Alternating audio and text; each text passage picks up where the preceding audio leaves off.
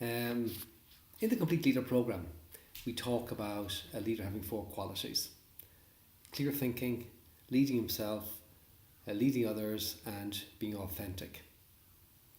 And yesterday I spoke about futuristic thinking as an important element of leadership. And today I want to talk quickly about conceptual thinking. I love models. It's interesting. I'm very good at conceptual thinking. Not so good at some of the other competencies in clear thinking, but conceptual thinking I'm quite good at. And it's the ability to actually see something systemically, to see past events and see something, the underlying models or concepts. And in a leadership role, this is really, really important.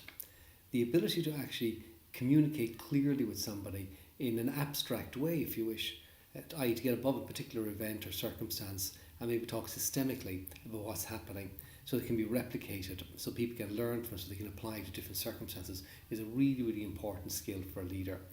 So I wanted to just share a couple of thoughts with you here from Ron Price's book. And he says that conceptual thinking may be thought of as futuristic thinking applied to present day problems. So people who are skilled in this conceptual thinking, they understand the why of things. So they think about the whys of things. Why do things happen rather than just the details of them? And he says that it all starts with you, the leader. An organisation's results begin with and flow from the beliefs, paradigms or mental models of the leader. I think this is really, really important.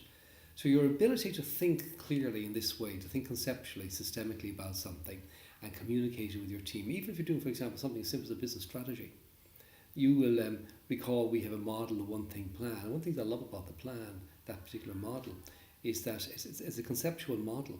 People can grasp the concepts behind it. So, for example, the hedgehog from Jim Collins' Good to Great, our visioning exercise from Simon Sinek, Start with Why, and the one thing planning exercise, the strategic thrust from Gary Keller's The One Thing. And they can understand the concept of the various elements of these.